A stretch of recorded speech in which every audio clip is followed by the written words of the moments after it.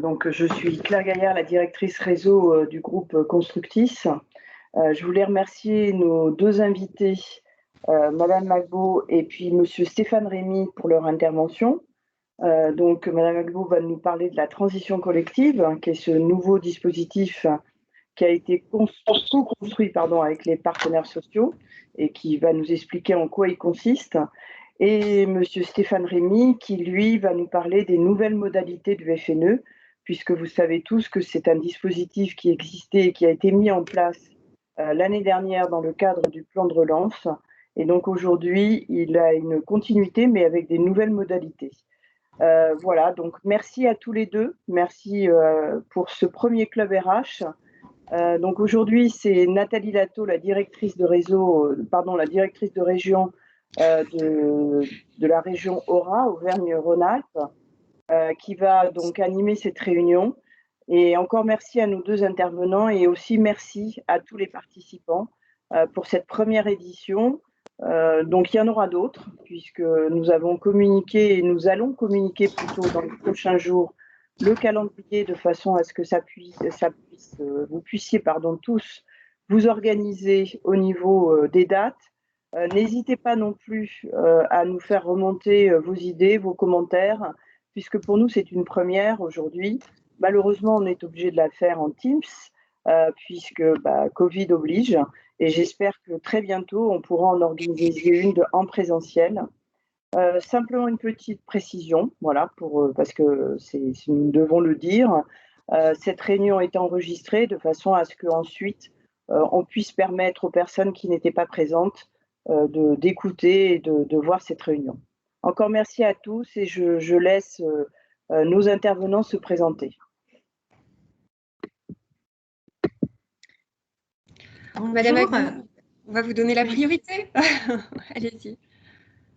Je ne vois pas Stéphane, mais j'allais commencer. Donc, bonjour à tous. Merci Stéphane. Bonjour à tous. Kathleen Agbo. Je travaille à la Délégation générale à l'emploi et à la formation professionnelle et je suis actuellement chef de projet sur le nouveau dispositif transition collective. Et précédemment, j'ai travaillé pendant 4 ans sur les questions de GPEC avec les branches professionnelles, les OPCO, les entreprises et les territoires. Monsieur Rémy, vous écoute. Oui.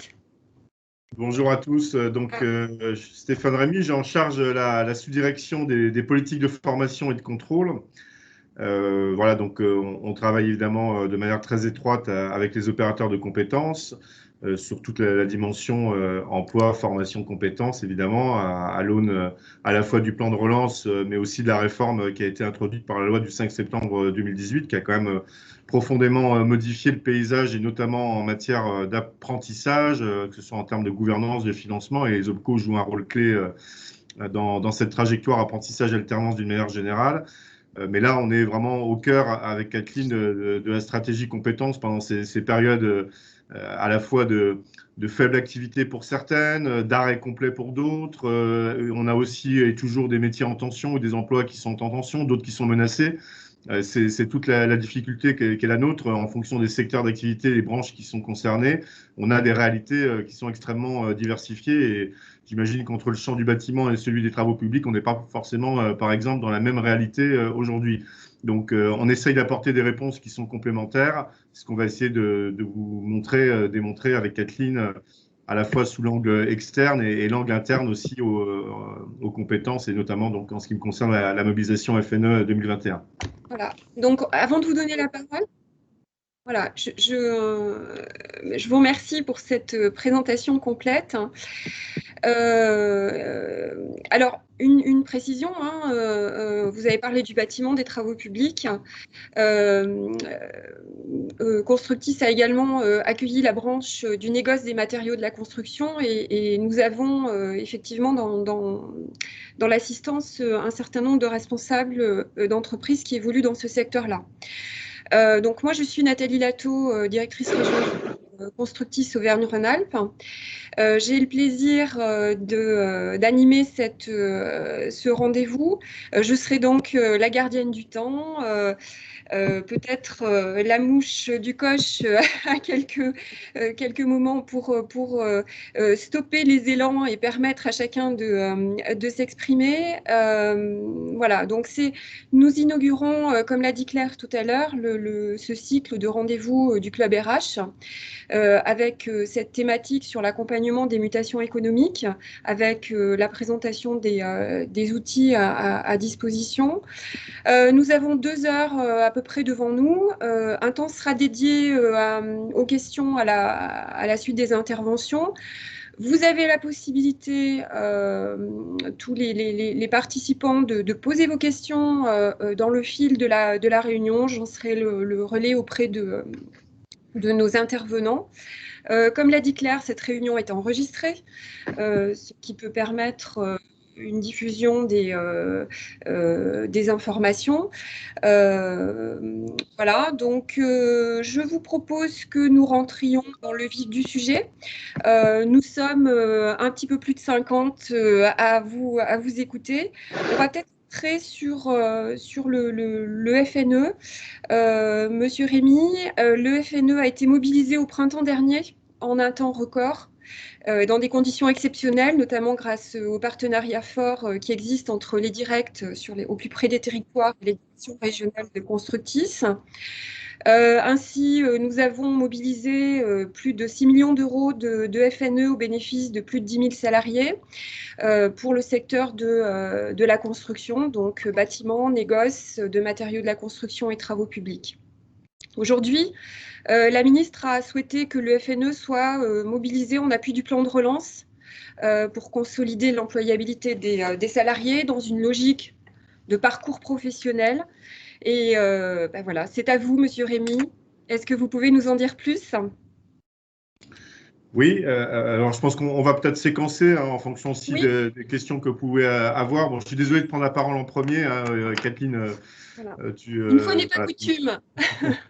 Tu me pardonneras, mais donc c'est vrai que historiquement, on revient un petit peu à ce qu'a été cette période exceptionnelle, évidemment, de crise qui se prolonge, mais avec une période qui a été notamment celle de mars à juin, qui nous a conduit les uns les autres à nous adapter et à prendre des décisions extrêmement rapides et en urgence. Et donc, on a effectivement articulé un dispositif qui était un peu en sommeil en 2019, qui était donc ce dispositif FNE Formation. Quand je dis en sommeil, c'est juste pour vous donner un ordre de grandeur. C'était France confondue, tout secteur confondu, c'était 7000 salariés qui avaient été bénéficiaires du dispositif et environ 7 millions d'euros qui avaient été engagés. Donc, il a été fait le choix d'articuler ce dispositif un peu en sommeil, en articulation donc avec les régimes évidemment qui ont été l'amortisseur principal et qui le sont évidemment encore aujourd'hui, qui sont les régimes d'activité partielle. Alors je dis les parce qu'on est passé aussi à l'activité partielle de longue durée, mais au départ c'était évidemment l'activité partielle tout simplement, et donc ça a été évidemment l'objectif premier de garantir une indemnisation pour chacun des salariés concernés qui étaient placés dans cette position. Et leurs entreprises, de pouvoir apporter une réponse positive en matière d'indemnisation rémunération. Et c'est ce qui a occupé évidemment principalement les esprits. Mais il nous a semblé important de faire passer ce message, d'entretenir ce lien avec la formation et la compétence, parce qu'on sait très bien qu'au moment où les entreprises vont rebondir, elles vont avoir évidemment, et je pense que vous en avez évidemment, vous êtes bien placé pour le savoir, pour objectif évidemment de rattraper le temps perdu, de s'adapter aussi à des nouvelles réalités, nouveaux marchés peut-être. Et donc, il était important pour nous de faire passer ce message du lien avec la formation et la compétence sans attendre. On a aussi un peu à l'esprit ce qui avait pu se passer en 2008-2009, où on avait finalement un peu eu ces retours d'entreprises qui avaient peut-être tardé à maintenir ce lien ou à réinvestir le lien formation, et il avait fait finalement assez tard. Et donc, voilà, on pensait qu'il y avait là quelque chose à jouer dans cette période, alors en plus de confinement total, à part quelques entreprises évidemment qui avaient l'autorisation d'ouvrir, on était dans une réalité où l'offre de formation avait fermé ses portes aux usagers. Il faut bien se rappeler de ça. Les CFA, les organismes de formation et une majorité d'entreprises ne pouvaient plus accueillir de bénéficiaires.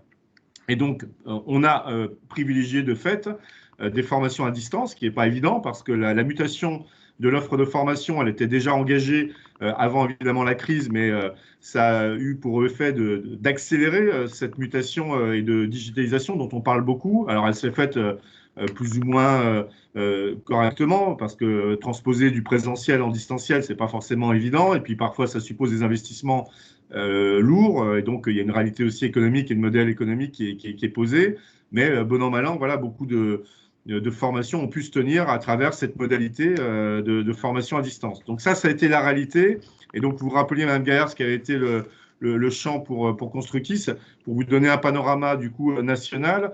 C'est près de 190 000 dossiers d'entreprises qui ont été accompagnés, accueillis. C'est plus de 390 000 salariés, donc vous voyez, versus les 7 000 que j'évoquais en 2019. Là, c'est 391 000 bénéficiaires de formation plutôt courte, d'adaptation, qui sont énormément imposées, notamment par ce mode du e-distance, et de l'urgence qui était la gouvernance, évidemment, qui nous a occupés jusqu'à novembre. On a un peu fait évoluer ensuite les paramètres, et à nouveau, on les fera évoluer pour 2021. Donc, la réalité globale, c'est finalement un succès du point de vue quantitatif, c'est-à-dire qu'évidemment, on n'est pas les 9 millions et quelques de salariés qui ont bénéficié du régime d'activité partielle n'ont pas forcément été bénéficiaires de formation, mais un certain nombre d'entre eux ont pu en profiter, et tant mieux. L'idée maintenant, vous l'avez dit, c'est un souhait très marqué de la ministre et qui est assez logique dans la période qui s'ouvre, qui est d'aller vraiment sur un saut beaucoup plus qualitatif en matière d'accompagnement des entreprises et des salariés, donc vers des parcours qui soient davantage pensés, structurés, notamment en cohérence avec des périodes qui peuvent être des périodes longues en matière d'activité partielle, mais aussi, et c'est une nouveauté de 2021, des entreprises qui sont en difficulté du fait de la Covid, mais qui n'ont pas forcément recours à ces systèmes d'activité partielle.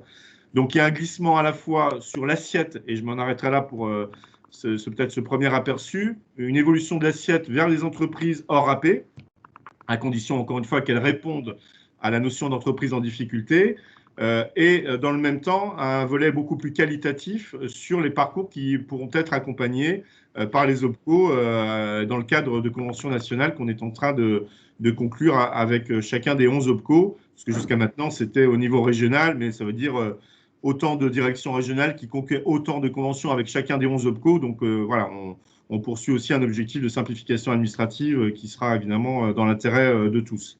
Voilà déjà quelques points de repère peut-être sur ce qu'a été 2020 et donc ce changement à la fois d'assiette et de volet qualitatif pour 2021.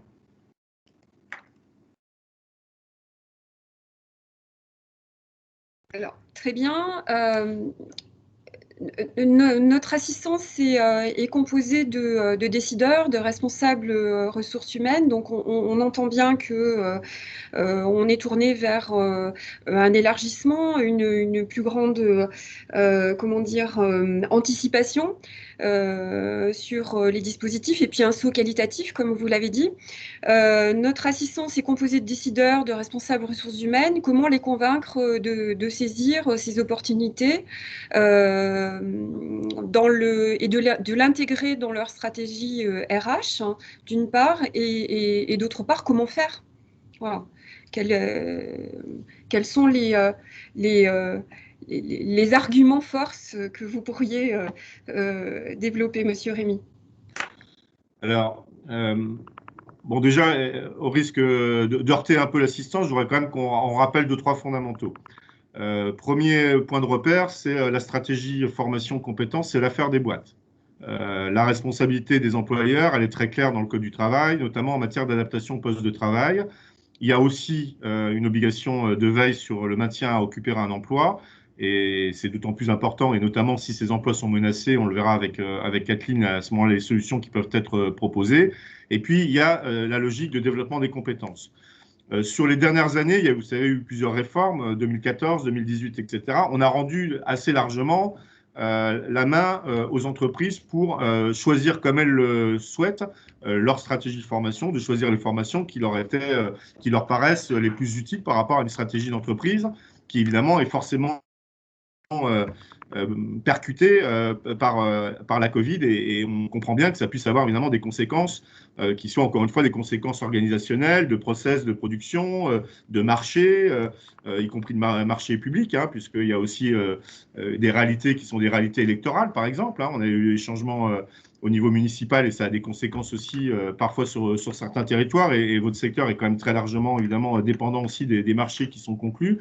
Donc il y a toute cette phase d'adaptation qui nécessite pour les entreprises de s'adapter encore une fois avec des réalités qui peuvent être très variables entre des entreprises qui peuvent être réellement en difficulté et d'autres au contraire qui finalement sont plutôt en tension. C'est parfois le paradoxe hein, que l'on vit et qui sont plutôt en recherche et en recrutement. Et tant mieux parce que ça permet aussi d'insérer des jeunes, de recruter des apprentis et c'est évidemment très souhaitable. Vous savez qu'on a du point de vue de l'apprentissage des résultats qui sont exceptionnels. Ils l'ont été en 2019, ils l'ont été à nouveau en 2020. Donc, ce que je veux dire par là, c'est qu'il ne s'agit pas pour nous de se substituer à la stratégie des entreprises en matière de formation. Encore une fois, les réformes ont plutôt rendu des capacités, y compris financières, pour les entreprises pour mener directement leurs investissements. Il y a toujours très favorablement pour les plus petites un système de péréquation via les OPCO à travers le plan de développement des compétences de moins de 50, qui est évidemment une des clés de l'accompagnement qui est issu de la réforme de 2018, mais qui vient finalement traduire un certain nombre d'orientations qui ne sont pas nouvelles, de priorité aux TPME. Et donc, il y a aussi des possibilités d'accompagnement via les fonds conventionnels, voire les versements volontaires, qui peuvent être aussi des réponses à apporter aux entreprises. Mais à la base, la stratégie compétences, c'est l'affaire des entreprises. Donc, en fonction de cela, on pense néanmoins, nous, puissance publique, que c'est un moment important et un moment charnière, parce qu'encore une fois, il me semble que l'argument le plus fort, c'est de se dire que le rebond qu'on appelle de nos voeux et qui est le sens même du plan de relance, c'est de faire en sorte que les entreprises, au moment où elles vont devoir mettre toute leur énergie pour reconquérir les marchés, s'adapter, produire, vont peut-être avoir évidemment moins en tête les sujets formation de compétences, alors même qu'on sait que c'est une des clés de la compétitivité sur le court et moyen terme. Donc, il est important pour nous donc d'accompagner aussi ces entreprises, c'est dans l'intérêt national, et donc c'est pour ça qu'on mobilise des outils de type FNE, et puis, pardon de rappeler, mais donc ce qui a été cette politique qui continue d'amortisseur social en matière de chômage partiel, qui est évidemment majeur et qui concerne beaucoup de nos concitoyens et d'entreprises a fortiori. Donc, l'argument, pour moi, il est essentiellement sur cet intérêt, j'allais dire, général, qui est partagé entre vous et nous, entreprises et puissances publiques, qui ont tout intérêt, évidemment, à aller dans le même sens, mais chacun aussi avec son niveau de responsabilité. Et la responsabilité du choix des formations, de la stratégie formation et compétences, c'est l'affaire des entreprises. Nous, on intervient pour compléter, favoriser, faciliter, notamment pour les entreprises qui sont en activité partielle, APLD et entreprises en difficulté.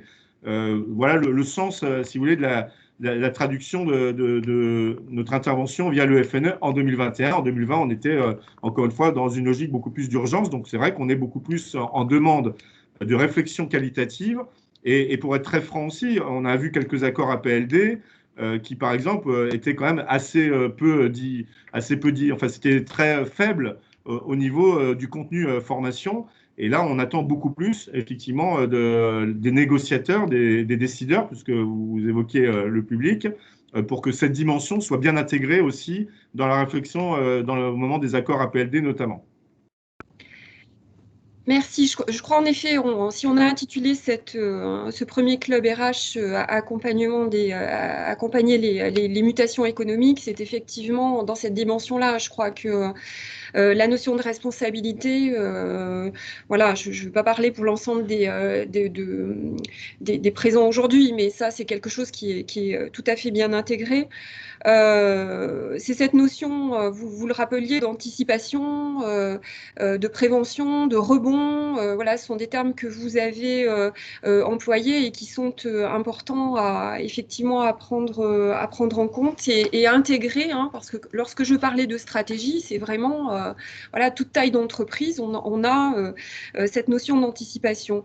Avant de donner la parole à Madame Agbo.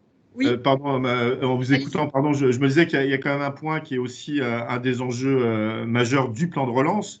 Il y a évidemment cette logique de réarmer l'industrie. Il y a aussi un éclairage qui est fortement porté sur la transition écologique et énergétique. Et je me permets de le redire parce que c'est évidemment un des sujets sur lequel vos secteurs sont quand même particulièrement engagés, et tant mieux. Je pense à la rénovation thermique, etc. Et c'est une réalité pour un bon nombre de vos entreprises. Donc ça, c'est quelque chose aussi qui est un facteur commun, qui est très clairement posé dans les priorités du plan de relance. Et donc, on attend beaucoup, évidemment, de votre champ et on prend notre part, puisque le FNE aussi est en lien, mais transition collective également, avec ces enjeux de transition énergétique et écologique. Donc ça, c'est vraiment un sujet qui, je pense, vous parle très clairement dans vos métiers, et même si ce n'est pas d'aujourd'hui, hein, on parle beaucoup de croissance verte, de métiers verts, enfin, ce n'est pas quelque chose de nouveau, mais ça prend quand même une importance toute particulière quand on est dans cette phase de transition et de transformation, et c'est le moment de ne pas rater le coche, si vous me passez l'expression. Tout à fait. Avant de passer la parole à Madame Agbo, à ce stade, y a-t-il des questions pour nos intervenants, pour Monsieur Rémy? Je n'ai pas vu de main se lever, donc bon. Donc, Madame Agbo, vous êtes chef de projet sur le dispositif transition collective. Le maître mot de ce dispositif semble être le mot anticipation. Voilà, on parle, pour le mettre en œuvre, les entreprises doivent conclure un accord de GEPP, c'est bien ça?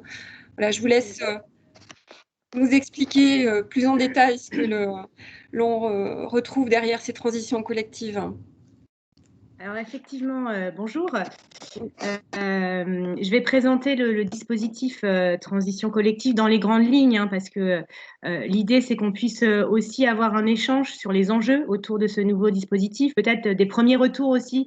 Je pense que ça pourrait être intéressant pour nous, avec Stéphane, d'avoir aussi des ressentis sur la manière dont les choses se déploient sur le territoire, que ce soit sur transition collective ou peut-être sur le FNE également. On a besoin d'éléments de retour, de percevoir ce qui se passe, sachant que sur le détail précis des conditions du dispositif, il y a une instruction qui a été diffusée le 15 janvier dernier. Et cette instruction, elle est sur notre site internet. Mais moi, je vais vous présenter les enjeux et les grandes lignes du dispositif pour laisser un temps d'échange. Donc, c'est un dispositif qui a été co-construit avec les partenaires sociaux, hein, de manière très rapide.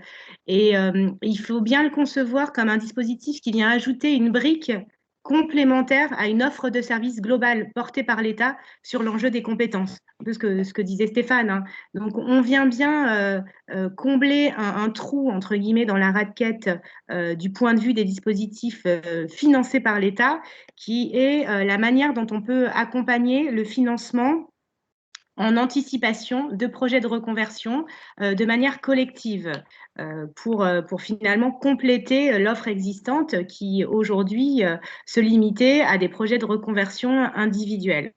Donc c'est un dispositif dont l'objectif est de permettre aux employeurs d'anticiper finalement les mutations à venir de leur secteur et de préparer les salariés en les accompagnant.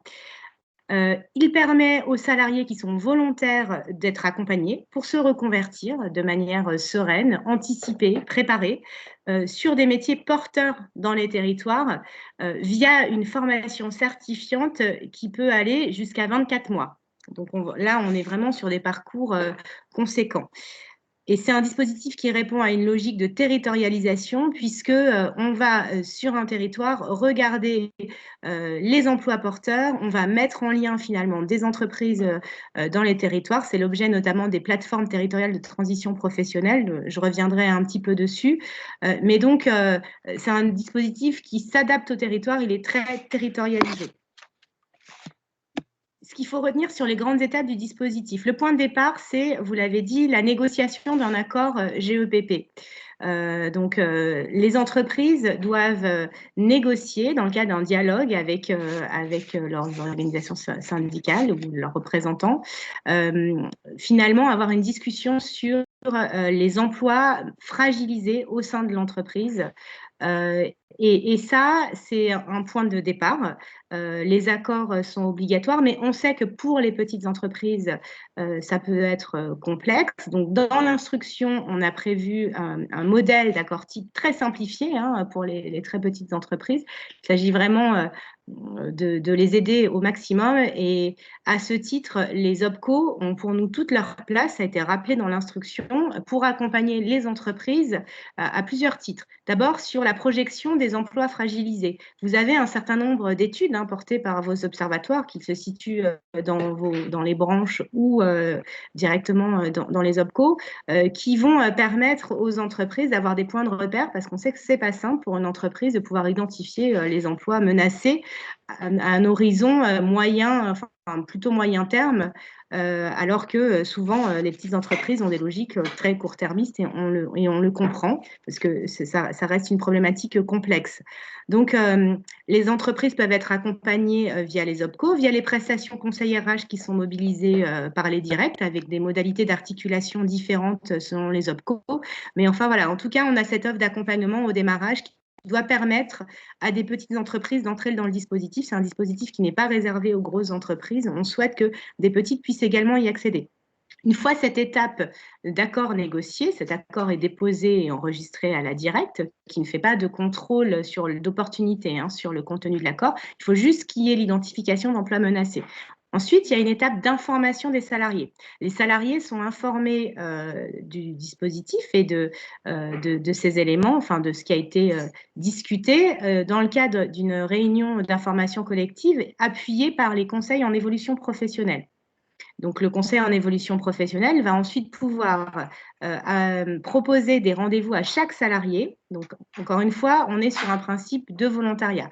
Donc, les salariés qui le souhaitent pourront, après la réunion d'information collective, engager un échange avec un conseil en évolution professionnelle qui va les appuyer pour les informer, les orienter, les aider à construire leur parcours de reconversion.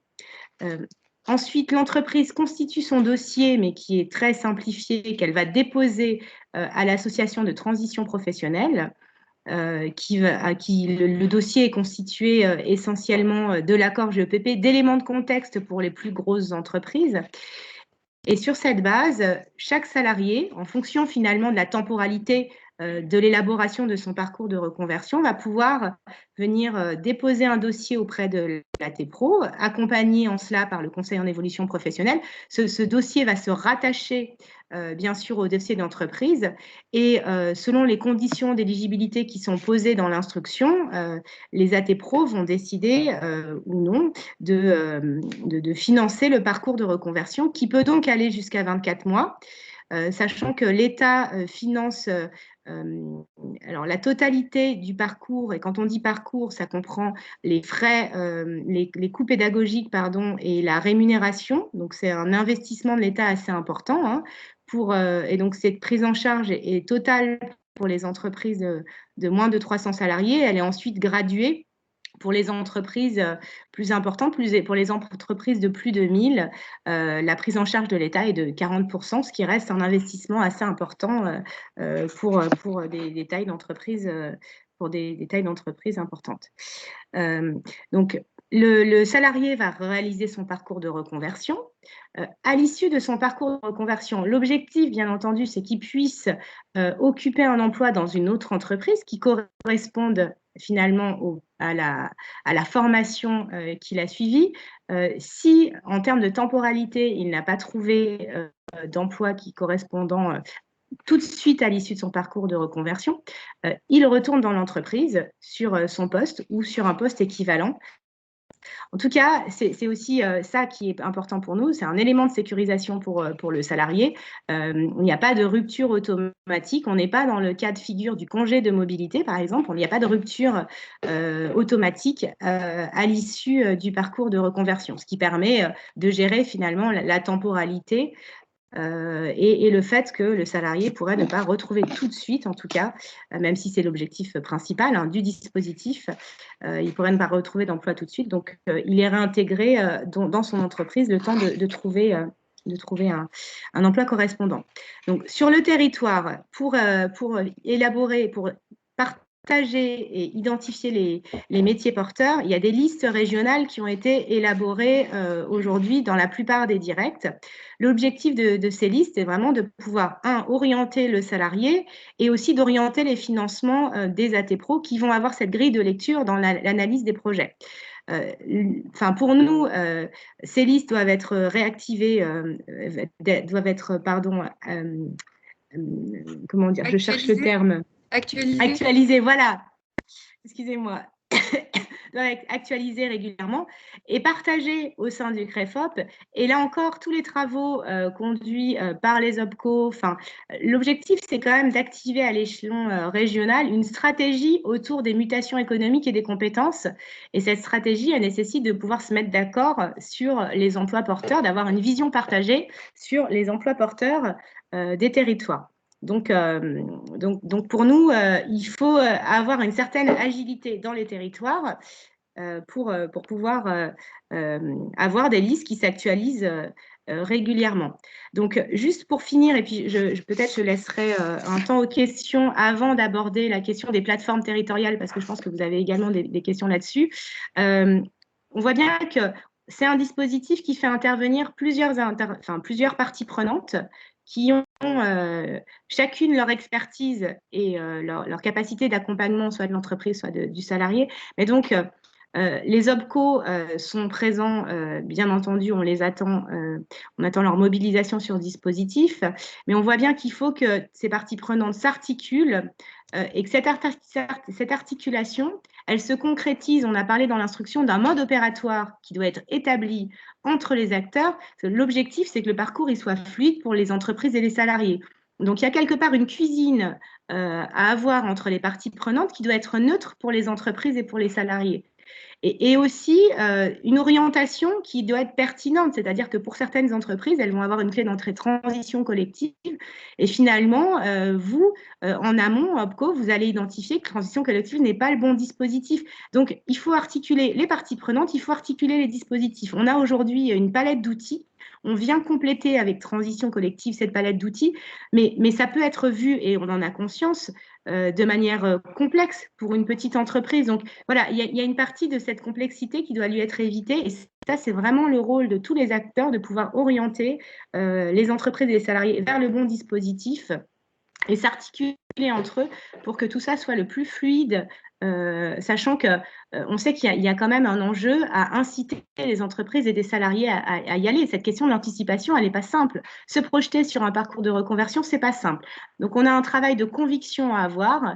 On veut identifier des entreprises rapidement qui sont entrées dans le dispositif. On veut trouver des ambassadeurs pour pouvoir se projeter dans des métiers pour les salariés. Il faut pouvoir faire peut-être des visites dans d'autres entreprises. Il faut pouvoir communiquer avec des salariés qui occupent des postes sur lesquels un autre se projette. Enfin, il y a toute cette ingénierie, ce partage et cette bonne connaissance à l'échelle d'un territoire qui va être mis en musique. Mais pour nous, en tout cas, c'est un objectif qui nous semble assez largement partagé. Donc, on est confiant, mais on perçoit il y a un certain nombre d'enjeux pour que le dispositif se déploie dans des bonnes conditions. Peut-être que je m'arrête là. Oui, alors à ce stade, on a déjà des questions. Effectivement, alors je précise que l'auditoire est pour la plupart composé de grands comptes, c'est-à-dire qu'on a plutôt des grandes entreprises en face de nous, mais qui sont aussi sensibles à la facilitation et à ce que l'on puisse établir des modes opératoires qui sont simplifiés, je pense. Ça n'est pas que l'apanage des plus petites. On a une question de Monsieur Grand qui nous dit dans le bâtiment, comment va-t-on identifier les emplois fragilisés? Parce que c'est vrai qu'on est plus habitué à identifier ceux qui sont porteurs. Et il nous dit des critères existent-ils ou bien c'est l'accord collectif qui le déterminera? L'accord collectif, oui, bon, c'est l'accord. Alors. Oui, c'est l'accord GEPP, oui. Voilà. Oui, tout à fait. Mais vous avez raison, en fait, il y a une question d'équilibre finalement dans les territoires. Il y a des secteurs qui vont être davantage concernés par le fait d'avoir des emplois porteurs. c'est le cas peut-être des métiers en tension, des emplois, des secteurs où il y a des besoins en recrutement, et d'autres où là, on va être plus concerné par des emplois menacés. Néanmoins, tout ça n'est pas étanche, et c'est pour ça que pour nous, ce dispositif se construit à l'échelle du territoire. C'est que c'est finalement des cas particuliers. On sait qu'une même entreprise peut avoir un emploi menacé là où dans un territoire, compte tenu du fonctionnement économique du territoire, l'emploi menacé n'est pas identique finalement selon les bassins d'emploi. Donc c'est vrai que c'est bien l'accord de GEPP qui doit permettre d'identifier ces emplois. Il n'y a pas de critères. Par contre, pour nous, les OPCO notamment, mais d'autres acteurs peuvent aider les entreprises à se retrouver sur l'identification de ces emplois menacés. Il y a un effort de traduction à avoir des travaux des observatoires. Et il y a des synthèses qui sont déjà assez claires, hein, mais c'est vrai qu'il faut, pour nous, accompagner les entreprises pour se repérer sur l'identification de ces emplois menacés. Et l'identification des entreprises porteuses d'emploi, elle est très importante pour le bon fonctionnement du dispositif, puisqu'on va développer des plateformes territoriales dont l'enjeu va être de mettre en lien des entreprises dont les emplois sont menacés avec des entreprises porteuses d'emploi. Donc c'est vrai que selon les cas de figure, des entreprises vont être plus concernées par une problématique ou une autre. Notamment un engagement très fort côté entreprise du CARE, hein, sur tout ce qui est service à la personne, accompagnement des personnes âgées, qui ont y compris proposé des projets de plateformes territoriales. Et finalement, ces plateformes, elles sont portées par les entreprises porteuses en emploi qui vont engager des partenariats avec des entreprises dont les emplois sont menacés et qui vont les aider d'ailleurs dans ce que j'ai indiqué, à savoir mettre en place des visites, des parcours un peu d'immersion pour aider les salariés à se projeter sur des métiers complètement différents parfois de leur métier d'origine. Donc ce travail-là, il est important. Ça demande une ouverture forte de la part des uns et des autres sur effectivement des candidatures, comment dire, des candidatures à côté, des personnes en reconversion, etc. Effectivement, c'est ce que nous dit Patrick Grand, mais vous pouvez vous exprimer aussi oralement, Monsieur Grand, si vous le souhaitez.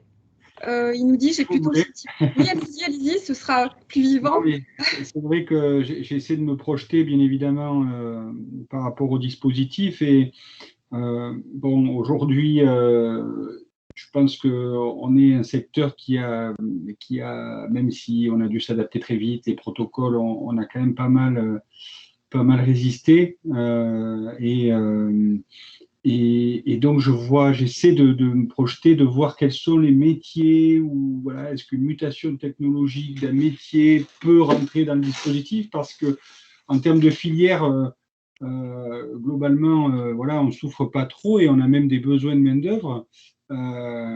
Et donc, voilà, j'essaie de voir à mon échelle, puisqu'on est à peu près 500 salariés. Dans quel cas ça peut rentrer, et je vois plutôt qu'on risque d'être plutôt un secteur qui va peut-être attirer des gens de secteurs beaucoup plus en difficulté ou qui subissent des modifications durables de leur métier. Je pense à l'aéronautique, je pense peut-être à la restauration qui va peut-être se ruer sur ce genre de dispositif pour reconvertir leur personnel. Donc voilà, nous, en tant qu'entreprise du bâtiment, je n'arrive pas bien à visualiser comment ça pourrait être utile dans notre secteur d'activité. Peut-être encore une fois, c'est un dispositif qui vient compléter, hein, comme je l'indiquais, une offre de service. On sait qu'il va être particulièrement utile pour certaines entreprises, et vous l'avez dit, des secteurs, que ce soit la restauration collective, mais aussi la grande distribution, avec des projections sur, par exemple, les hôtes de caisse, qui sont des métiers qui sont typiquement fragilisés à moyen terme.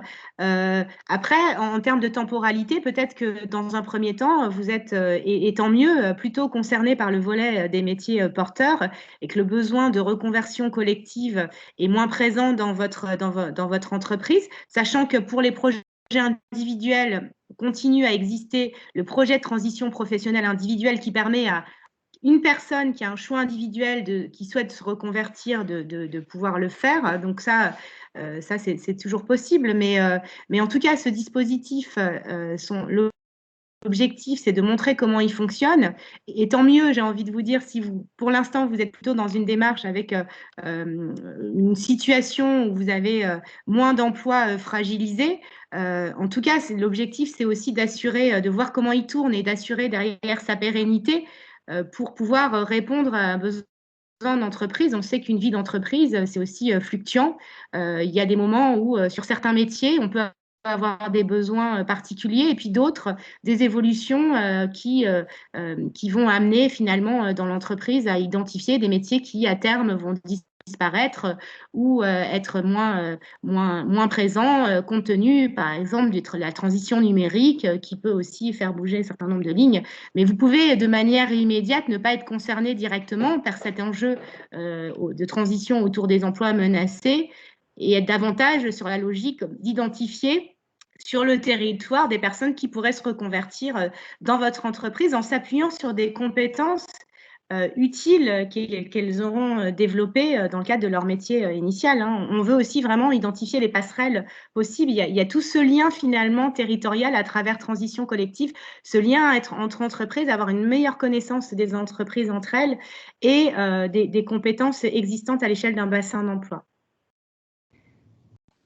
Merci pour ces précisions. On assiste beaucoup sur la mutation technologique, sur des emplois qui vont disparaître.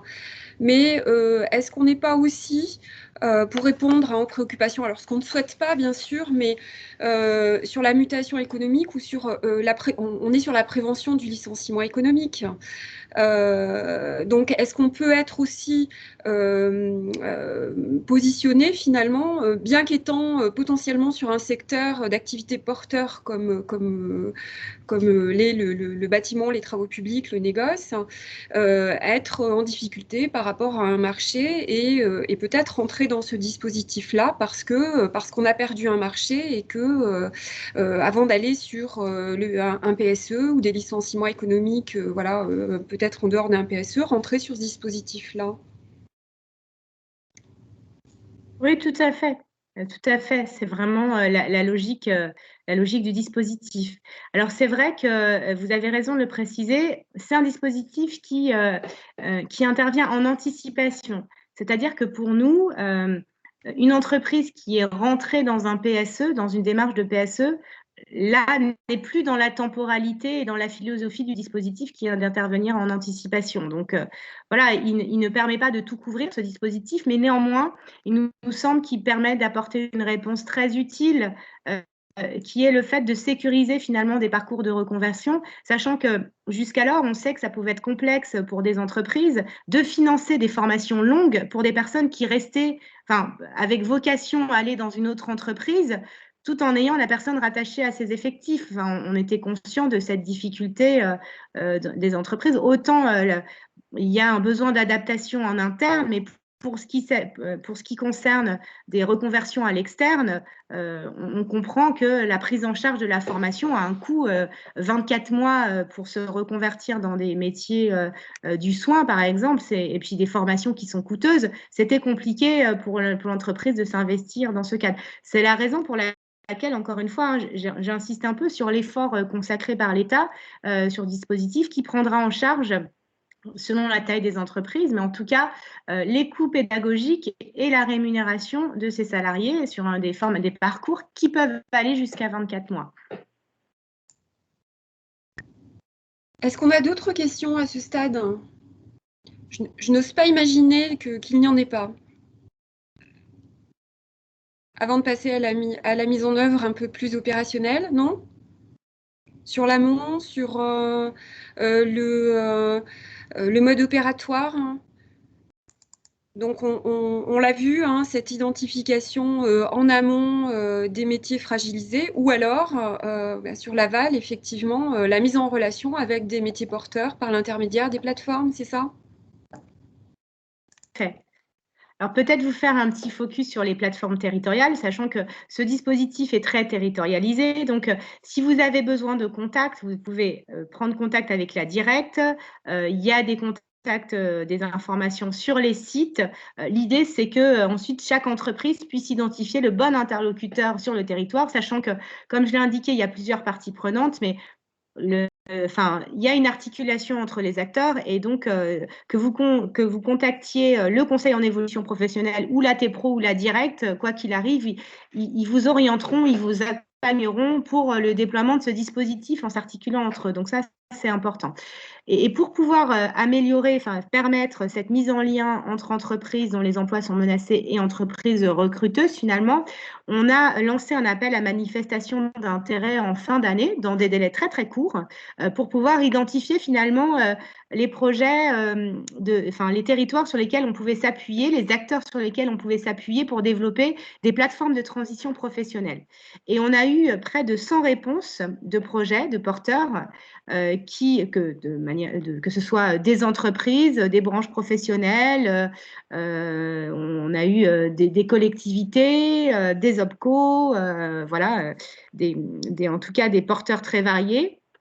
Et l'objectif de donc ces plateformes vont se déployer sur le territoire. On fera une information, nous, sur le site du ministère du Travail pour avoir la vision globale, mais sinon, sachez que dans chaque territoire, les services de l'État, les directs, ont cette information et donc peuvent vous orienter sur les plateformes existantes. Et l'objectif de ces plateformes, c'est cette mise en lien des entreprises, mais c'est aussi de capitaliser, de mutualiser sur l'offre de services au global sur la question des transitions professionnelles. Encore une fois, il y a des entreprises qui vont être orientées vers transition collective, d'autres à qui on va pouvoir indiquer qu'elles peuvent mobiliser du FNE formation parce que en réalité, la problématique, elle est plutôt d'une montée en compétences en interne. Et donc, dans ces cas-là, transition collective n'est pas le bon dispositif. Et finalement, pour nous, l'objectif de ces plateformes, c'est vraiment cette coordination d'offres de services. Les collectivités territoriales se mettent en mouvement aussi pour proposer une offre de services coordonnée avec l'État. Il y a la région, bien entendu, qui est dans la boucle. Donc vraiment, les plateformes, c'est les lieux, c'est pas forcément des lieux physiques, hein, c'est une gouvernance de travail. Parfois, on va s'appuyer sur un outil numérique. On a des plateformes qui testent des outils numériques. Donc ça, nous aussi, on va capitaliser là-dessus. On va voir ce qui fonctionne, on va partager les bonnes pratiques. Et l'implication des entreprises dans ces plateformes, elle est particulièrement importante parce que pour qu'on puisse améliorer l'offre de service, faire bouger éventuellement les éléments et regarder la manière dont transition collective tourne, on a besoin de retours d'entreprise. Ça, c'est vraiment très important. Donc, on ne demande pas aux entreprises de participer à toute la gouvernance, puisqu'il y a quand même ce sujet de coordination entre acteurs institutionnels hein, qui doit être neutre pour l'entreprise. Mais le témoignage, l'implication de l'entreprise est important pour que, à l'échelle du territoire, on ait réellement cette mise en lien et ce travail partenarial. On a aussi parlé de solidarité finalement territoriale à travers ce dispositif transition collective, mais c'est vrai que c'est un peu l'idée qui est portée, cette mise en lien entre entreprises.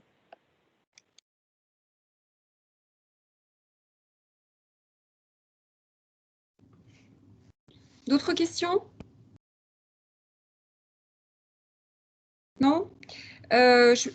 Peut-être à titre d'illustration, un petit peu ce qui se passe en région Auvergne-Rhône-Alpes. Alors, il se trouve qu'il y a une réunion à l'heure actuelle du comité de pilotage du dispositif au moment où nous nous parlons. Donc voilà. Effectivement, une mobilisation de tous les acteurs et vous l'avez souligné, je pense que ce qui est important et c'est notre travail, hein, nous les acteurs qui intervenons pour faciliter l'accès à la fois aux entreprises et aux salariés qui se trouvent menacés dans leur emploi. On a effectivement une mobilisation forte de tous les opérateurs de compétences. Alors c'est vrai ça a été dit, hein, on a des positionnements différents eu égard à la situation économique. Hein, certains, comme le secteur de la construction dans son ensemble en région Auvergne-Rhône-Alpes, a effectivement listé un certain nombre de métiers qui sont porteurs, hein, des métiers dits en tension. Donc on est plus, je dirais, en attente de candidats à venir intégrer notre secteur, mais Mais pour que tout ça soit fluide, il faut qu'on puisse donner aussi à connaître la réalité des emplois, travailler avec les opérateurs que sont les transitions pro, hein, parce que vous l'avez souligné, c'est vraiment l'opérateur principal, hein, parce que au final, on va utiliser juridiquement l'outil du CTP, du CPF de transition, hein, voilà, pour porter en fait le dispositif pour le salarié. La cheville ouvrière de la mise en œuvre des dispositifs d'accompagnement formation, ça va être effectivement en amont le CEP pour le salarié, mais transition pro pour le portage. Il s'agit de donner à voir la réalité des métiers qui sont susceptibles d'accueillir, et puis de faciliter ces mises en relation. Voilà, donc je pense que la dynamique est là. Alors, c'est vrai que bon, il faut aussi aller vite.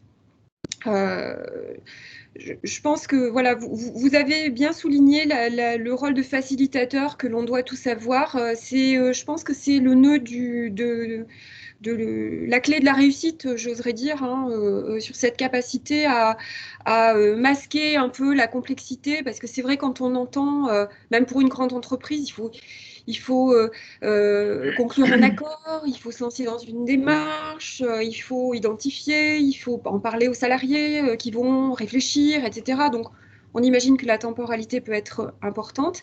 Il faut qu'on soit là tous ensemble pour faciliter les choses. Donc, la mobilisation, elle est là en région Auvergne-Rhône-Alpes. Alors, effectivement, bon, je ne suis pas là pour, même si j'ai mis le drapeau Constructis derrière, on est là aussi en face des entreprises qui sont adhérentes Constructis pour leur dire qu'on est en accompagnement, mais bon, elles peuvent frapper à notre porte pour ça aussi. Voilà. Mais il y a une mobilisation générale. Maintenant, voilà, il faut qu'on puisse agir vite et bien, ce qui est quelquefois un peu complexe. Voilà. Oui.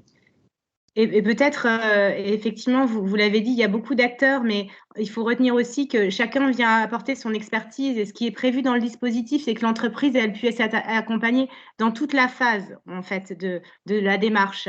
Donc, et c'est ça aussi le principe, c'est que les OPCO vont intervenir pour accompagner les entreprises, hein, parce que voilà, ils ont par ailleurs l'habitude de l'ingénierie de nouveaux dispositifs. Donc, nous, on sait qu'on pourra s'appuyer sur les opérateurs de compétences, les conseils en évolution professionnelle pour accompagner les salariés dans leur questionnement, même les AT Pro, les associations de transition professionnelle, donc qui sont ces organismes paritaires qui gèrent les sujets des transitions et qui vont financer le dispositif, peuvent venir en entreprise pour expliciter la manière dont ça fonctionne aussi. Donc voilà, tout ça doit être fait pour permettre d'accompagner au mieux des entreprises et des salariés qui se seront engagés dans cette démarche. Et ça, il y a vraiment un enjeu partagé, et cette problématique-là, enfin ce sujet-là est partagé par l'ensemble des acteurs qui sont très mobilisés pour assurer la réussite, parce que finalement, on partage collectivement le fait que cet enjeu de transition en anticipation va être particulièrement important dans la période à venir, compte tenu de cette crise sanitaire. Pouvoir travailler en anticipation pour sécuriser les parcours et éviter finalement d'être en rupture de parcours, c'est quelque chose de très important. Et donc, on voit bien, nous, on est assez confiants, il y a une mobilisation générale autour de ces enjeux-là. Et donc maintenant, il faut qu'on ait effectivement des entreprises et des salariés qui puissent venir nous faire des retours sur la manière dont tout cela fonctionne, parce qu'on pourra ajuster les choses aussi, hein, tout ça est expérimental. Donc s'il faut ajuster les choses, on le fera. Mais on a besoin de ces retours finalement aussi très concrets d'entreprises et de salariés rentrés dans la démarche pour voir comment cela fonctionne. On est vraiment dans une démarche très pragmatique en fait. Voilà, même si voilà, vu de loin, ça peut être un peu complexe, on est quand même dans du pratico-pratique, au plus près des territoires, sur de la mise en relation directe. Vous parlez de plateformes et d'exemples de plateformes d'expérimentation digitale. Est-ce que vous avez des exemples à nous donner dans des régions qui ont déjà mis en place? Oui, alors il y a des plateformes qui sont portées par des opérateurs de compétences. Je vous propose de donner des exemples de plateformes portées par des entreprises. En Île-de-France, par exemple, il y a une plateforme portée, et comme je l'indiquais, par une entreprise recruteuse, là en l'occurrence Corian, qui a commencé à travailler en partenariat avec des entreprises qui ont des emplois fragilisés pour activer finalement cette mise en lien et proposer des parcours, y compris avec une offre de formation, parce que derrière, il faut qu'il y ait l'offre de formation qui convient sur le territoire. Et donc, il y a ce partenariat qui a été engagé. Et derrière, les acteurs institutionnels sont en train de se mettre en musique pour aider ces entreprises à constituer cette plateforme, pour élargir le partenariat et pour pouvoir mettre en place très concrètement des projets de transition collective. On a aussi l'entreprise PSA qui, dans certains territoires, a apporté des plateformes territoriales, en tout cas de manière expérimentale. Et donc, on va les mettre en lien avec des entreprises recruteuses. Ils ont déjà commencé à initier ce partenariat et ce sont des entreprises qui sont impliquées et qui ont besoin d'un accompagnement, parce que là, en l'occurrence, les directs, les services déconcentrés de l'État, vont les accompagner pour que tout ça puisse se mettre en place dans de bonnes conditions. On a des plateformes qui sont portées par des acteurs qui ont commencé à mettre en place des prêts de main-d'œuvre, par exemple, et en se disant, finalement, nous, on a commencé à initier un partenariat, une mise en lien entre entreprises via le prêt de main-d'œuvre. Eh bien, on va ajouter la brique transition collective à l'offre de services. Peut-être que le prêt de main-d'œuvre aura été utile quand, malheureusement, pour une entreprise, la situation s'accélère. Et le fait de passer d'un besoin temporaire, d'une mise à disposition d'un salarié qui a vocation à revenir dans l'entreprise, et puis finalement à une situation où la situation de l'entreprise ne s'améliore pas, et donc le salarié est au final concerné par un emploi qui est plutôt fragilisé. Et finalement, voilà, on a cette articulation-là qui peuvent se construire sur l'échelle des territoires, ou des entreprises qui ont travaillé sur les passerelles, des ingénieries de passerelles d'un secteur à un autre, avec une cible d'ailleurs plutôt centrée sur des demandeurs d'emploi, qui là viennent rajouter la brique transition collective. Donc vraiment, on s'appuie sur les initiatives existantes, on vient ajouter à l'offre de services proposée dans les territoires ce nouveau dispositif qui est, encore une fois, en articulation avec d'autres. Donc là, oui, j'entends package global, ingénierie de passerelle, parcours. Voilà, donc on a repéré, effectivement, on va anticiper, on est recruteur, on anticipe en proposant certes ces emplois, mais aussi la façon d'y accéder. Donc là, ce qui est peut-être plus facile à l'échelle de grandes entreprises, mais on peut imaginer que ça le soit effectivement, et c'est le but à l'échelle d'un territoire avec plusieurs entreprises. Il y a une question, je vais laisser Monsieur Grand la poser, ça sera plus vivant. Merci. Oui, donc selon les tailles d'entreprise, effectivement, on peut avoir une vision on va dire, plus ou moins collective. Le collectif, ça commence à 2 ou il y a un seuil?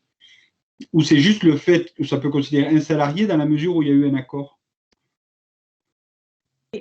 En fait, dans la mesure où il y a un accord, il n'y a pas de seuil, parce que derrière, ça repose sur du volontariat d'entreprise. Donc, il peut y avoir 10 salariés potentiellement concernés et que 2 qui souhaitent s'engager sur des parcours de reconversion. Là aussi, nous, on sait qu'on a un travail de conviction à avoir pour inciter des salariés qui pourraient être concernés à aller dans des parcours de reconversion. Il n'y a pas de seuil pour cette raison. Ok, très bien. Merci beaucoup.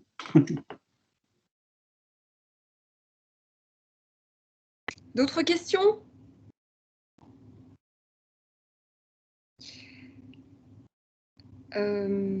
Bon, je pense que alors ce qui veut dire que vous avez été d'une clarté totale, donc c'est bien. Alors j'ai une main qui se lève. Alors comme voilà, Oui, Pierre, oui, je pense. Nathalie. Pierre, Oui. vas-y. Pierre Grenier, directeur Pays de la Loire. Une question un peu qui fait écho à la dernière intervention. Il n'y a pas d'accord collectif en ce qui concerne, c'est une question, hein, en ce qui concerne les entreprises de l'autre côté de la barrière, j'ai envie de dire, qui seront peut-être les nôtres, davantage celles qui sont en position d'accueil, de recrutement. Quelque part, c'est une nouvelle brique pour favoriser l'intégration et le recrutement, mais ça ne nécessite pas pour recueillir des candidats qui sont passés dans le dispositif transition collective un accord spécifique. Un accompagnement de l'OPCO, oui, peut-être pour intégrer la FEST, voilà, favoriser le dispositif, mais un accord collectif, si je comprends bien, n'est pas nécessaire en position d'accueil. Non, il n'est pas nécessaire en position d'accueil. Et en fait, il faut vraiment se dire que pour les entreprises dont les emplois sont menacés, l'accord collectif a été vraiment porté par les partenaires sociaux parce qu'il nous semble important d'avoir ce dialogue au sein de l'entreprise sur ce sujet qui reste quand même sensible des emplois menacés. Mais ce n'est pas le cas sur les entreprises, les entreprises qui ont des besoins de recrutement. Par ailleurs, vous pouvez avoir des accords de GPEC sur lesquels vous appuyez déjà pour les entreprises de plus de 300. Et d'ailleurs, je le précise, les entreprises de plus de 300 qui ont un accord qui mentionne d'ores et déjà des emplois menacés n'ont pas besoin de renégocier. En fait, voilà. L'objectif, c'est qu'il y a un moment donné, il y a eu cette discussion dans l'entreprise et c'est pour ça qu'on a parlé d'accord GEPP, et encore une fois, très simplifié. L'accord, il peut consister uniquement à lister les emplois menacés dans le modèle type qu'on a proposé. Voilà, il y a des articles types et sinon, l'objectif, c'est d'avoir un échange au sein de l'entreprise pour pouvoir aborder cette question qui n'est pas simple et qui peut être sensible en anticipation. Mais il faut vraiment le voir comme une brique avant d'entrer dans des PSE, de se dire c'est intéressant de pouvoir travailler de manière un peu plus sereine en anticipation. Merci.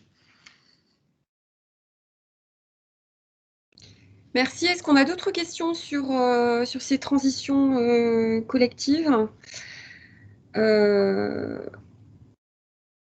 Bon. Donc, je pense qu'effectivement, voilà, on va nous être porteurs de ces messages-là et facilitateurs, on l'espère. Stéphane Rémy, on va revenir sur le FNE si vous en êtes d'accord. Je vous remercie beaucoup, Madame Agbo, de la clarté de cet exposé. Notamment, on va rentrer dans une phase de déploiement de ce FNE dont on a bien compris qu'il était réorienté de façon plus qualitative vers cet accompagnement réel de la consolidation des parcours professionnels. Est-ce que vous pouvez nous dire un mot sur le conventionnement avec les OPCO, comment ça va se dérouler concrètement et en particulier pour Constructis?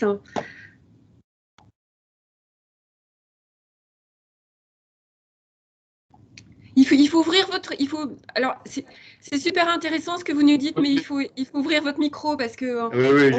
voilà, ça va être compliqué sinon. Très prochainement. Merci. Pour justement continuer d'avancer avec l'OPCO Constructis.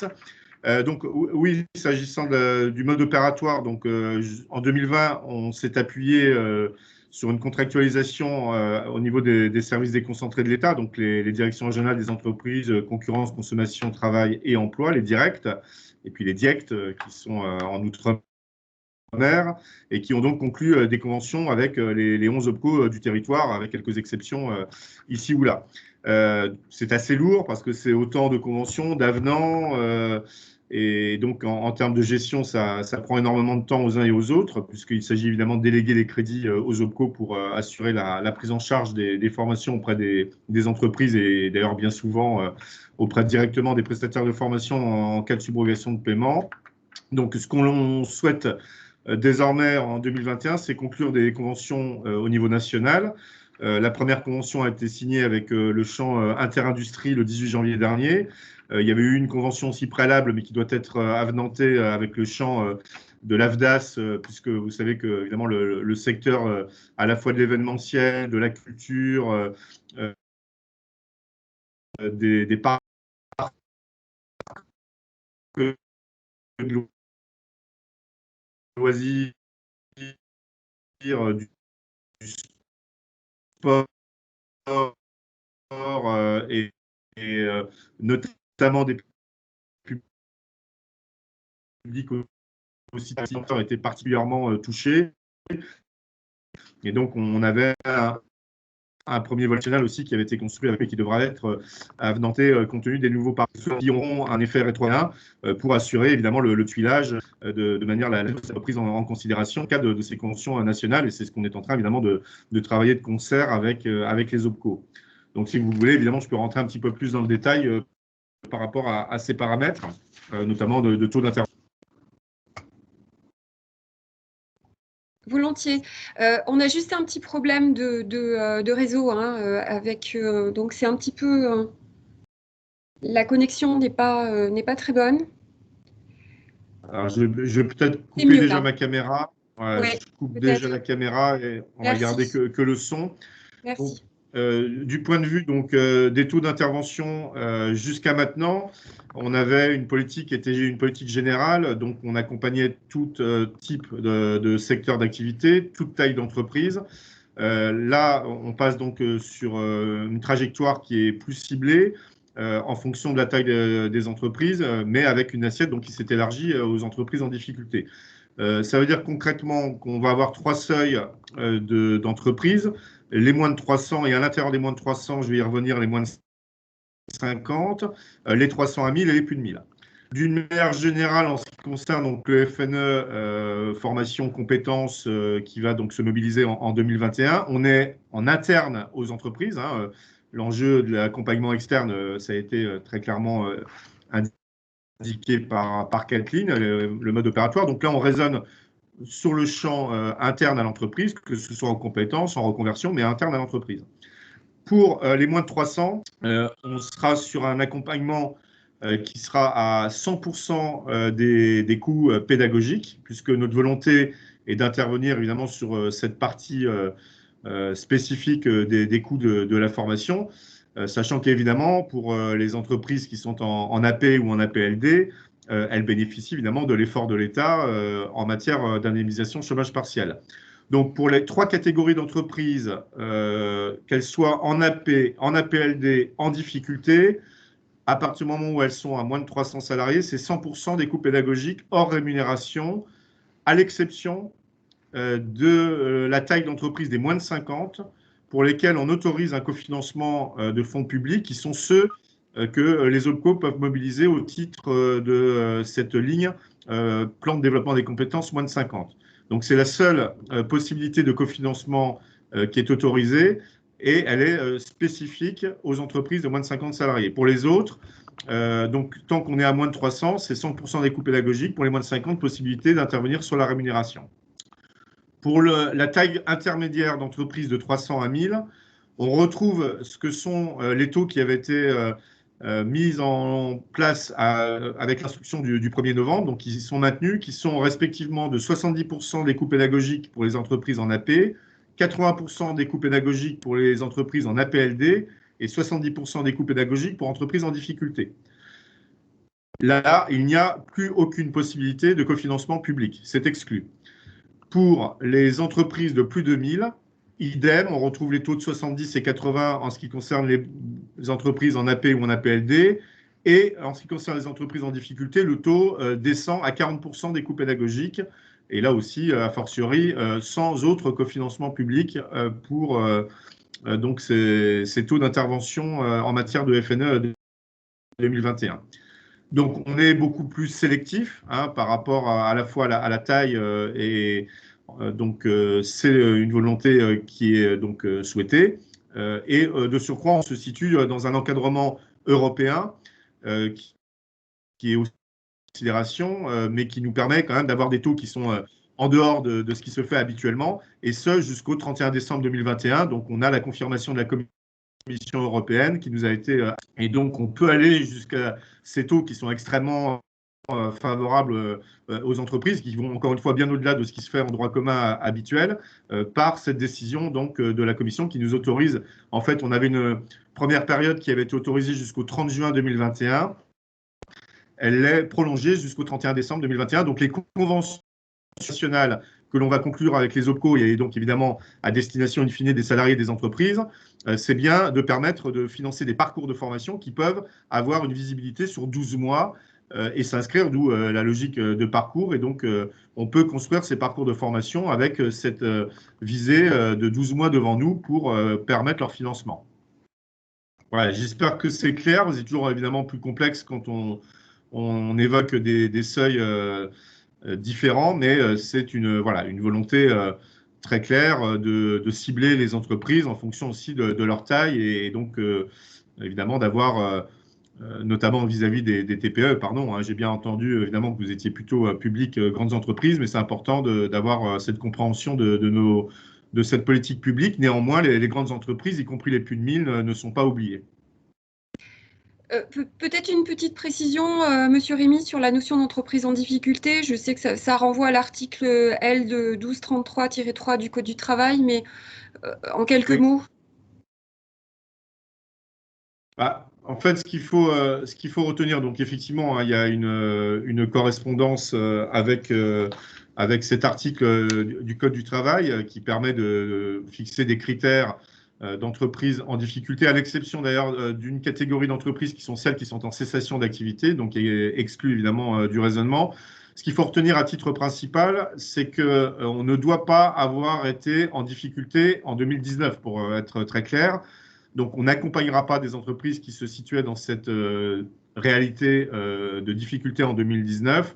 Les seules difficultés qui peuvent être prises en compte sont celles qui sont liées strictement à la pandémie, à la Covid, et donc à partir évidemment de 2020. Donc, l'article du Code du travail est l'article 1233-3 du Code du travail. Donc, c'est un article qui permet d'avoir une première guidance sur la notion d'entreprise en difficulté. Et ce qu'il faut surtout retenir, c'est qu'on ne pourra pas, les OPCO ne pourront pas accompagner des entreprises qui étaient déjà en difficulté en 2019.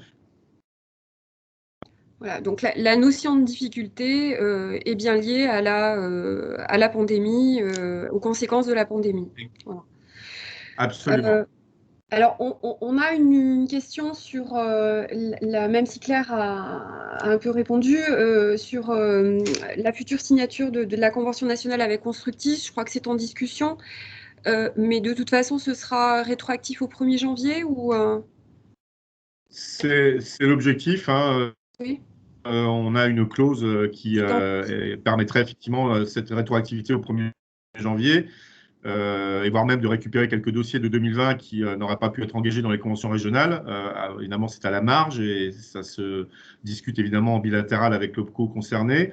Mais voilà, ça avance bien avec Constructis et donc je pense que notamment dès la semaine prochaine, on a rendez-vous avec l'OPCO pour continuer d'avancer, de finaliser cette convention dès que possible, hein, puisque c'est important évidemment qu'on puisse apporter des réponses rapides aux entreprises et aux salariés concernés. Mais voilà, on est dans cette phase un peu de tuilage et on attendait évidemment que les paramètres soient arbitrés. La ministre elle-même les a arbitrés et a communiqué auprès des présidents, vice-présidents, DG d'OPCO. Donc voilà, on est maintenant dans cette période de cadrage juridique et conventionnel, contractuel, pour permettre ensuite le déploiement, mais avec une prise en compte évidemment au 1er janvier.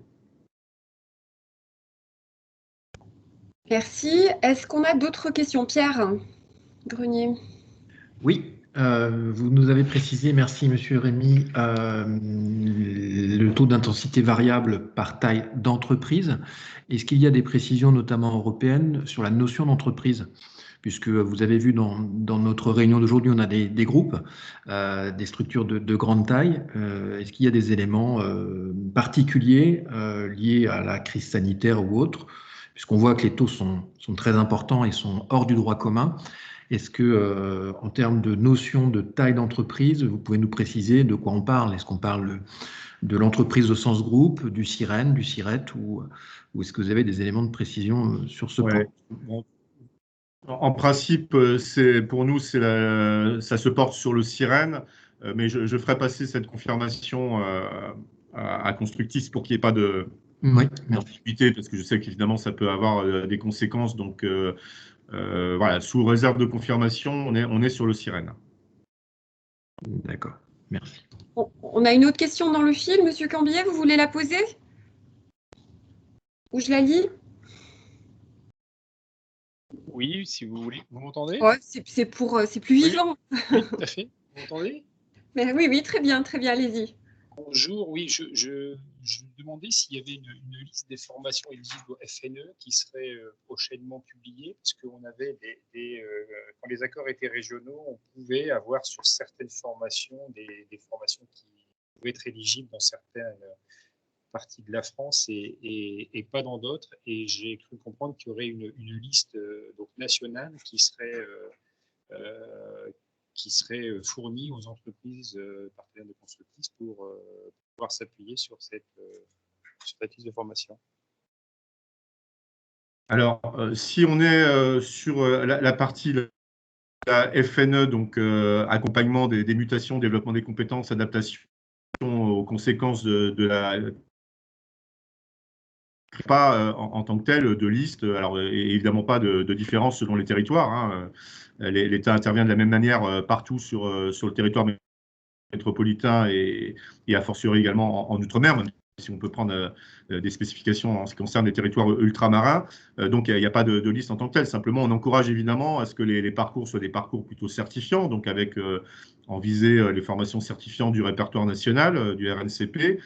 Mais on est aussi sur le champ de la professionnalisation, à condition évidemment qu'elle réponde à des exigences de compétences et pas simplement de simple adaptation au poste de travail, ou encore moins à des formations dites obligatoires qui seraient contraintes par des textes légaux réglementaires. Donc là, pour le coup, et comme je le rappelais tout au début de l'échange, tout ce qui concerne strictement l'adaptation au poste de travail est vraiment de la responsabilité des employeurs et n'a pas vocation à se faire financer dans le cadre de l'intervention FNE. Donc on est déjà au-delà, d'une part, des formations obligatoires et au-delà des formations de simple adaptation au poste pour aller vraiment sur le terrain de la certification, du développement des compétences, de l'évolution des emplois en mode reconversion et avec cette logique de parcours. Mais il n'y a pas de liste en tant que telle qui est établie. Évidemment, une liberté qui est aussi accordée au choix des prestataires par les entreprises, y compris aussi avec le cas de la formation interne, hein, puisque c'est aussi une des réalités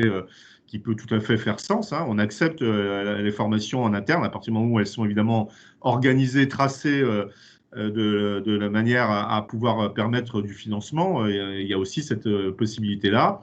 Et puis les parcours peuvent être évidemment multimodaux, hein. On peut croiser l'approche distancielle, la formation en situation de travail, la formation plus classique en présentiel. Enfin, ces parcours peuvent aussi être l'occasion, évidemment, de mobiliser cette articulation de différentes modalités pédagogiques au service d'un même objectif professionnel. Donc, voilà, plutôt liberté de ce point de vue-là, mais en revanche, des garde-fous sur la situation des entreprises par rapport donc, à la notion de difficulté, et puis une exigence de parcours qui sera demandée. Donc, c'est pas forcément évident pour les OPCO, hein, parce que vous êtes aussi leurs adhérents, etc. Mais là, on manipule vraiment des fonds avec des fonds publics qui sont des fonds d'État. Et donc, on y met des règles du jeu, et ces règles du jeu seront plus qualitatives, et les OPCO devront faire respecter cette trajectoire-là. Donc, il est important de l'entendre, mais après, non, pas de liste ou d'OF qui serait comme ça ciblée, et en plus selon les territoires. Alors après, il y a peut-être un autre regard du côté Transco, peut-être Kathleen, si ça évoque davantage de ton côté, peut-être sur la partie offre de formation, mais je ne pense pas non plus qu'il y ait vraiment cette logique de liste de formation en tant que telle. Et Transco, on est plutôt sur les formations certifiantes. Oui, c'est ça. En fait, on a les formations certifiantes et on est sur des listes de métiers porteurs, mais pas sur les formations en tant que telles, hein. L'objectif, c'est d'être pragmatique et de s'appuyer sur l'offre de formation qui existe. Mais par contre, ce qui est important pour nous, c'est le fait que la formation soit certifiante. Madame Agbo, à ce propos, Stéphane Rémy a parlé de multimodalité également. Est-ce qu'on peut imaginer que dans le cadre des transitions collectives et d'une formation qui soit suivie par un salarié intéressé et dont l'emploi est menacé, que les formations puissent être suivies en alternance? Est-ce que ça, c'est quelque chose qui est possible? On n'est pas parti sur ce modèle-là pour l'instant, parce que aussi il y a d'autres choses qui existent, et y compris, alors là, si on parle de formation au sein d'une même filière, le dispositif PROA qui peut être davantage adapté. Donc voilà, là, on est plutôt parti sur un parcours de reconversion dit classique, mais on va voir après, de manière encore une fois très opérationnelle, il y a un certain nombre de questions qui vont se poser au fil de l'eau du déploiement du dispositif, et on apportera des réponses à chaque fois très pragmatiques. Par exemple, les listes métiers porteurs. On a pu nous demander quid si le salarié veut s'orienter sur un autre territoire, et si les emplois porteurs sont pas les mêmes, comment s'articuler? Et là, bien entendu que les associations de transition professionnelle qui disposent des listes et qui auront la communication des listes de la région d'à côté pourront faire le lien et avoir ce regard en termes d'éligibilité au dispositif qui va prendre en compte la réalité du parcours professionnel, et y compris si c'est dans une région de proximité. Mais simplement, on sait que de manière traditionnelle, il y a peu de mobilité géographique, parce que ce qui est assez normal, puisque les gens sont implantés dans des lieux de vie et que c'est compliqué finalement la mobilité géographique. Donc c'est comme ça qu'on a construit le dispositif, mais rien n'interdit d'aller dans une région à côté. En tout cas, les listes, elles concernent essentiellement les métiers porteurs. Donc, on est bien sur ce différentiel. Les outils sont interconnectés, mais différents, avec une visée externe, voilà, et une visée plus interne, comme le disait Stéphane Rémy. Juste un petit point de précision, quand on parle de certifiant, est-ce qu'il y a, ou plutôt de qualifiant, est-ce qu'on a quelque chose, je pense plutôt sur la certification, pardon. Est-ce qu'on a une obligation de viser une certification inscrite au RNCP, ou bien voilà, est-ce qu'on peut finalement argumenter un parcours qui peut être multimodal et qui n'aboutisse pas forcément à une certification inscrite au RNCP dans le cadre du FNE formation, Monsieur Rémy?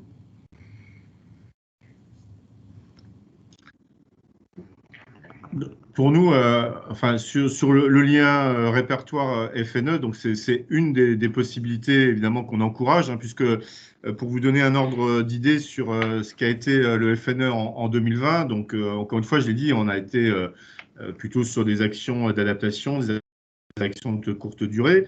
On avait en gros une répartition de 80% d'actions non certifiantes et 20% d'actions certifiantes.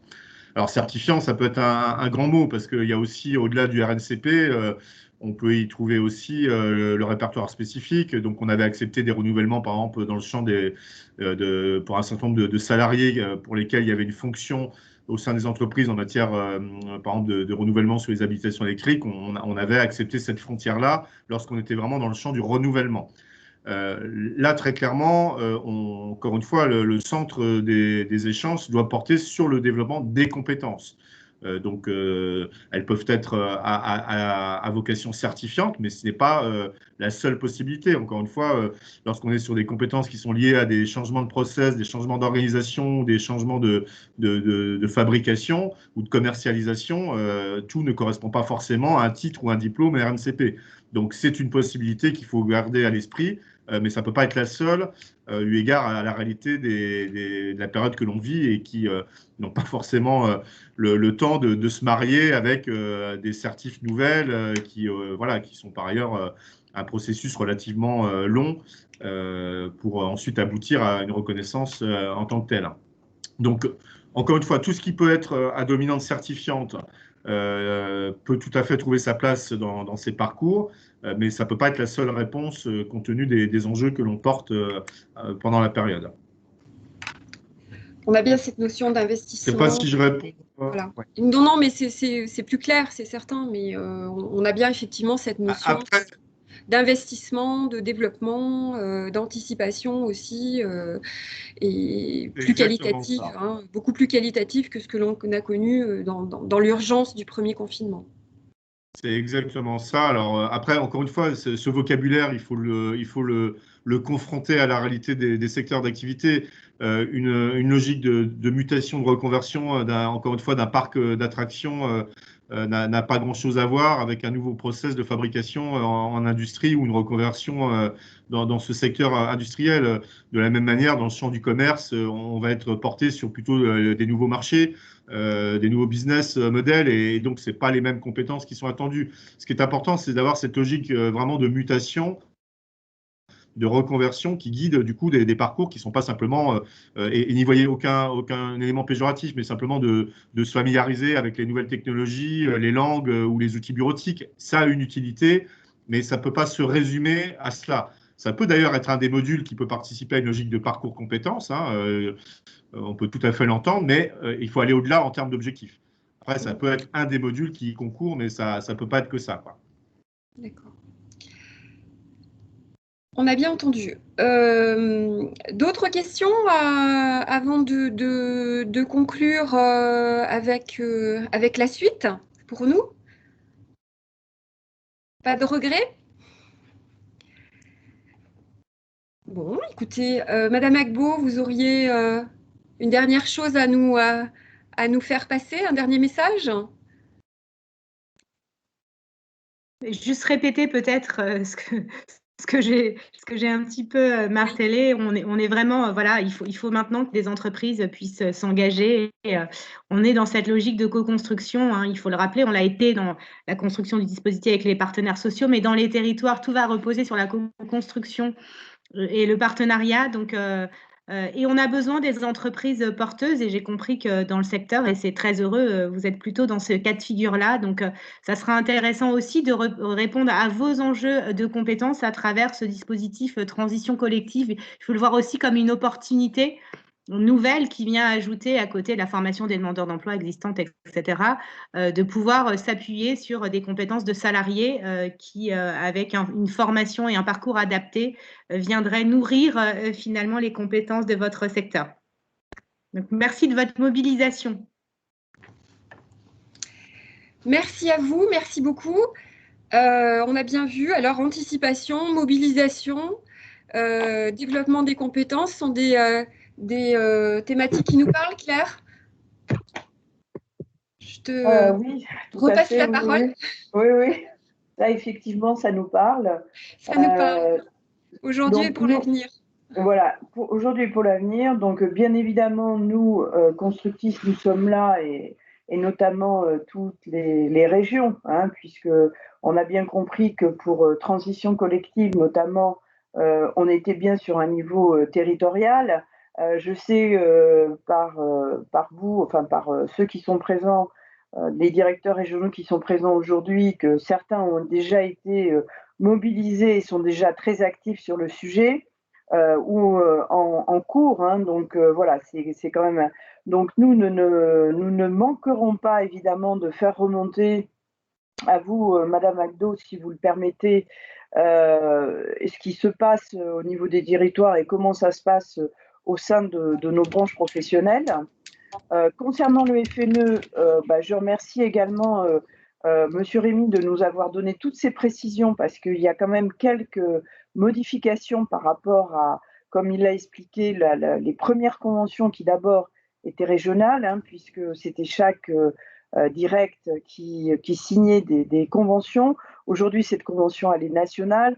On a bien compris qu'on n'allait plus sur du qualitatif, puisque encore une fois, on est la convention, enfin les conventions 2020 ont pallié à une urgence. Alors bien évidemment, aujourd'hui, il y a encore beaucoup de secteurs en souffrance, comme vous l'avez signalé, où malheureusement, on va certainement voir beaucoup d'emplois disparaître. Nous, par chance, au jour d'aujourd'hui, et je dis bien au jour d'aujourd'hui, on n'est pas dans ce contexte.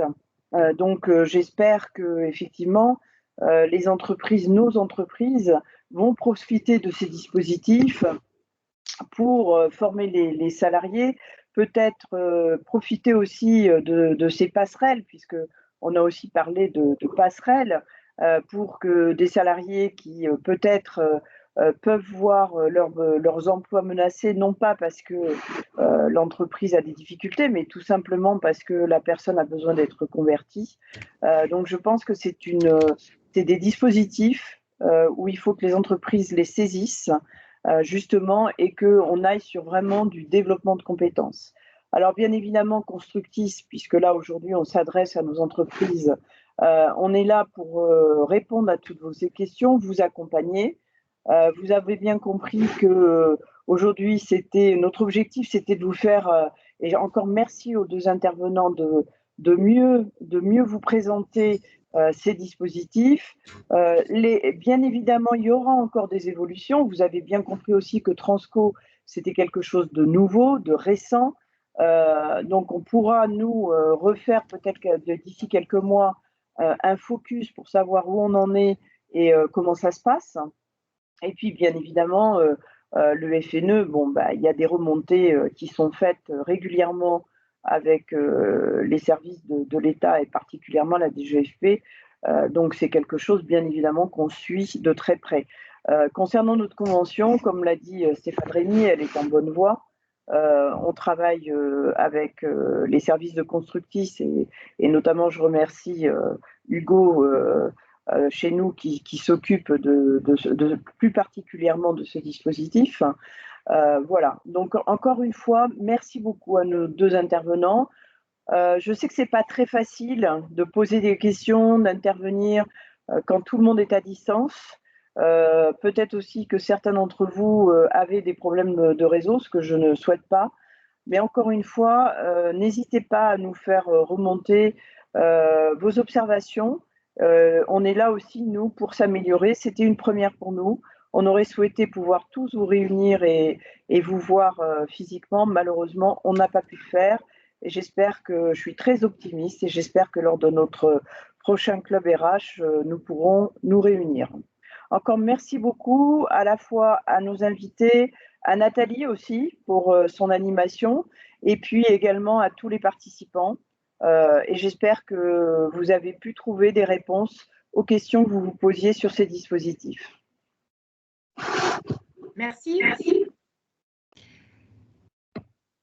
Merci à tous et merci à Monsieur Rémy, Madame Agbo pour vos interventions et à bientôt. Donc merci beaucoup. Pour un nouveau club RH. Merci, monsieur. Merci à tous. Bonne journée à tous.